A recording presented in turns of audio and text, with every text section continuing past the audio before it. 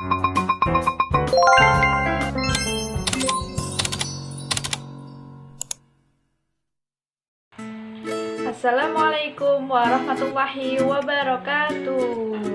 Halo anak-anak, apa kabar kalian hari ini? Semoga kalian dalam keadaan baik dan selalu diberikan kesehatan oleh Allah Subhanahu wa Ta'ala.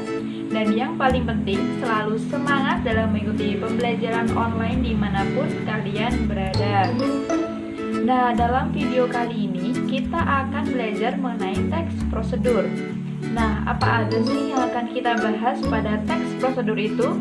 Sebelum kita bahas apa materi kita hari ini, marilah kita berdoa terlebih dahulu dengan membaca basmalah bersama-sama. Bismillahirrahmanirrahim. Nah, semoga dengan bacaan basmalah kita tadi, kegiatan belajar kita hari ini diberikan kelancaran. Amin. Nah, sebelum kita mulai pembelajaran kali ini, ada yang masih ingat tidak? Minggu lalu kita sudah belajar apa saja? Nah, iya betul sekali. Kemarin kita sudah belajar apa itu teks prosedur dan jenis-jenis dari teks prosedur.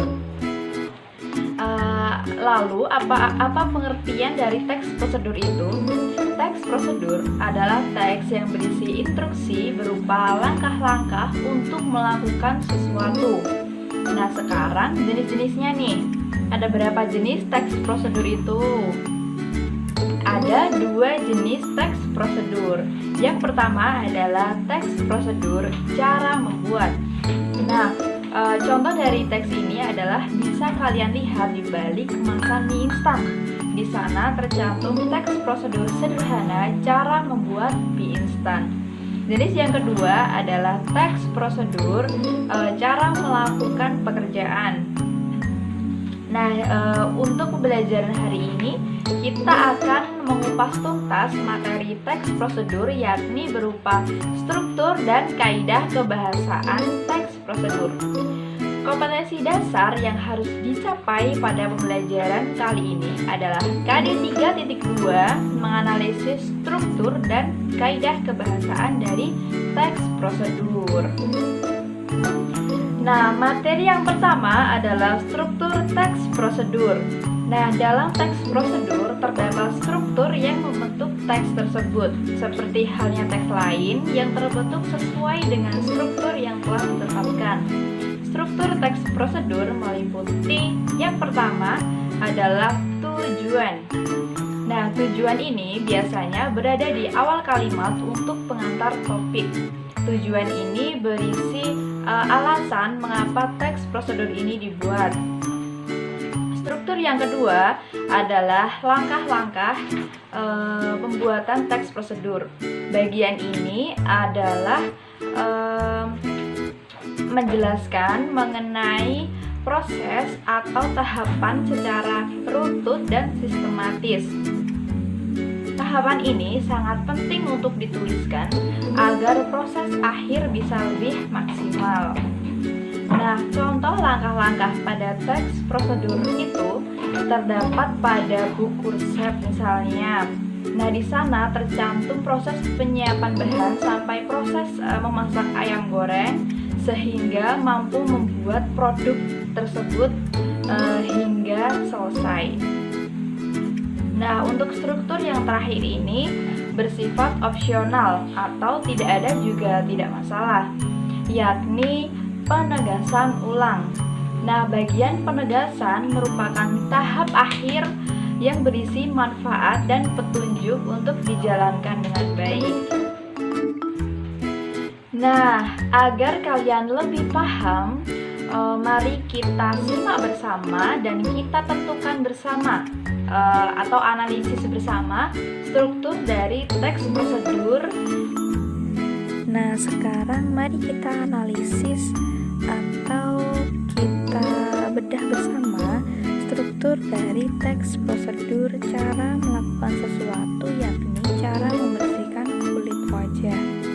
Nah, untuk struktur yang pertama adalah tujuan. Di dalam tujuan berisi alasan mengapa teks prosedur tersebut dibuat. Hal ini berarti tujuan merupakan hasil akhir yang didapat jika mengikuti pedoman dari langkah-langkah yang ada dalam teks tersebut. Kita cermati bagian awal dari teks tersebut, yaitu membersihkan kulit wajah amat penting agar wajah lebih terawat dan tidak kusam. Nah, di situ kita sudah tahu bahwa tujuan teks prosedur ini yaitu agar wajah lebih terawat dan tidak kusam. Nah, untuk struktur yang kedua adalah langkah-langkah. Nah, pada bagian langkah-langkah ini berisi proses atau berisi tahapan-tahapan yang wajib dilaksanakan demi memperoleh hasil yang maksimal sesuai dengan tujuan tadi. Nah, langkah-langkah di sini tersusun secara urut dan sistematis. Anak-anak bisa membaca sendiri, ada 7 langkah-langkah di sana. Bagaimana anak-anak? Sangat mudah bukan menentukan atau menganalisis struktur dari teks prosedur cara membersihkan kulit wajah tadi. Nah, untuk bagian yang ketiga yaitu penegasan ulang, karena bersifat opsional, jadi tidak semua teks prosedur itu mencantumkan penegasan ulang yang biasanya itu berisi manfaat apabila petunjuk-petunjuk itu dijalankan dengan baik. Seperti itu. Apakah sudah lebih paham sekarang? Nah, gimana nih anak-anak? Mudah bukan menentukan atau menganalisis struktur dari teks prosedur itu? Nah, materi yang selanjutnya adalah kaidah kebahasaan dari teks prosedur. Di sini terdapat 6 kaidah kebahasaan. Yang pertama adalah menggunakan kalimat perintah. Kalimat perintah di sini adalah kalimat yang mengandung makna memerintah atau meminta orang melakukan sesuatu. Yang kedua adalah menggunakan bentuk pasif. Nah, kalimat atau bentuk pasif ini adalah kalimat yang subjeknya dikenakan tindakan. Biasanya menggunakan imbuhan ter atau imbuhan di. Pasti anak-anak juga sudah paham bukan? Bagaimana sih imbuhan ter dan bagaimana imbuhan di itu? Nah, misalnya seperti ini. Kalimat aktifnya, Anda sebaiknya menekan tombol keyboard. Nah, di dalam teks prosedur harus menggunakan kalimat pasif, sehingga menjadi tombol keyboard seharusnya ditekan. Nah, ada imbuhan di situ kan? Yang ketiga adalah menggunakan kriteria batasan. Maksudnya adalah agar seorang pembaca teks prosedur melakukan persis seperti apa yang diminta, maka kalimat yang harus dibuat itu harus rinci dan jelas batasannya. Contohnya nih, dalam teks prosedur membuat mie instan. Di sana jika tidak ada batasannya itu silakan menuangkan air secukupnya. Nah, jika dengan batasan itu menjadi tuangkan air 200 ml ke dalam panci, seperti itu. Nah, sekarang kaidah kebahasaan yang keempat adalah menggunakan kata keterangan atau adverbia. Pasti anak-anak juga sudah tidak asing dengan kata adverbia bukan? Adverbia adalah kelas kata yang memberikan keterangan kepada kata lain, misalnya kata kerja dan kata sifat. Adverbia di sini yang banyak digunakan pada teks prosedur adalah keterangan cara, misalnya dengan rapat. Yang kedua, keterangan alat, misalnya dengan menggunakan gergaji mesin, dengan menggunakan pisau, atau dengan menggunakan sendok maupun garpu, seperti itu. Nah, yang selanjutnya adalah menggunakan kalimat saran atau larangan. Suatu teks prosedur membantu kita agar selamat dan dapat mencapai hasil yang diinginkan atau yang maksimal bukan? Nah, maka dari itu teks prosedur ini menggunakan kalimat-kalimat perintah dan kalimat larangan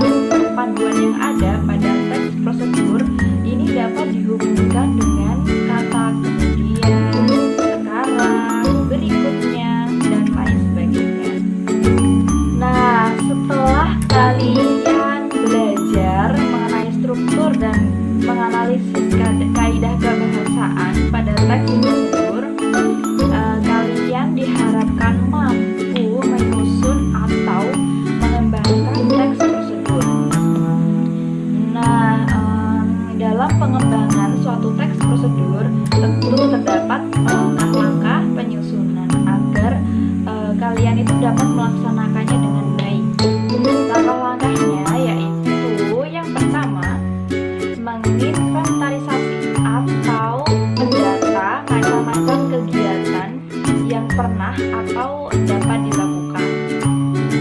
Yang kedua adalah menentukan tema dari kegiatan yang akan kalian paparkan pada teks prosedur itu. Yang ketiga, membuat kerangka dalam bentuk topik-topik kegiatan secara garis besarnya saja. Dan yang keempat, membuat kerangka tersebut dengan benar dan agar mudah dipahami oleh pembacanya. Yang kelima, mengumpulkan bahan. Dan yang terakhir, mengembangkan kerangka tadi menjadi sebuah petunjuk yang jelas dan lengkap. Nah, sekarang gimana nih anak-anak? Apakah sudah paham atau masih ada yang bingung? Silakan bagi anak-anak yang kurang paham dapat bertanya di kolom komentar di bawah ini. Nah, materi kita hari ini sudah selesai nih. Tapi kita simpulkan dulu pembelajaran pada hari ini. Udah dapat apa aja sih kalian belajar online kita hari ini? Nah, jadi hari ini kita belajar struktur dan kaidah kebahasaan teks prosedur. Tadi apa aja sih strukturnya? Ya, strukturnya ada 3. Yang pertama adalah tujuan, yang kedua langkah-langkah, dan yang terakhir yaitu penegasan ulang atau penutup. Dan yang kedua kita bahas mengenai kaidah kebahasaan.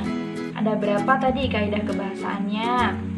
Ada 6 kaidah kebahasaan. Yang pertama menggunakan kalimat perintah, yang kedua menggunakan bentuk pasif, yang ketiga menggunakan kriteria atau batasan, yang keempat adalah menggunakan kata keterangan, cara, alat, dan tujuan, dan yang kelima menggunakan kalimat larangan dan perintah, dan yang terakhir menggunakan kata penghubung atau konjungsi.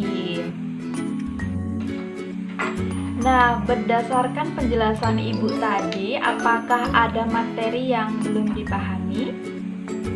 Baik, jika sudah paham, ada post test nih buat anak-anak. Tenang, soalnya cuma 10 pilihan ganda saja kok. Tugasnya adalah kalian menganalisis struktur dan kaidah kebahasaan teks prosedur yang berjudul Cara Membuat Surat Izin Pengemudi atau SIM yang akan Ibu kirimkan setelah ini. Kumpulkan tugas tersebut di akhir jam pelajaran Ibu di Google Drive. Linknya akan Ibu bagikan setelah ini. Terima kasih anak-anak atas perhatian serta waktunya menyimak video pembelajaran kita hari ini. Sebelum Ibu tutup pembelajaran hari ini, ada tugas rumah yang harus kalian kerjakan untuk menambah pemahaman anak-anak semua dalam memahami struktur serta kaidah kebahasaan teks prosedur. Kita bahas tugas ini minggu depan. Tugasnya adalah masing-masing dari kalian mengamati kegiatan di sekitar kalian. Setelah itu, wawancarailah tentang bisa tetangga atau siapapun itu, orang tua juga boleh, untuk mendapatkan informasi atau data membuat makanan tradisional atau cara melakukan sesuatu yang dapat dijadikan sebagai suatu teks prosedur. Daftarlah kegiatan apa saja yang dilakukan, tulis bahan dan alat yang harus disiapkan, dan kumpulkan tugas kalian di e-learning. Selamat belajar.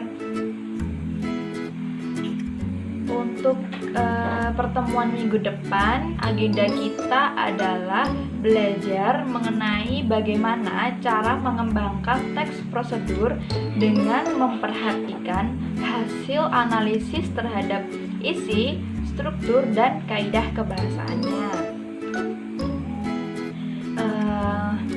Baik, terima kasih atas perhatian anak-anak. Jika dalam menyampaikan materi Ibu banyak melakukan kesalahan, baik yang disengaja maupun yang tidak, Ibu memohon maaf yang sebesar-besarnya. Tetap semangat anak-anak hebat, jaga kesehatan, dan sampai jumpa di pembelajaran berikutnya.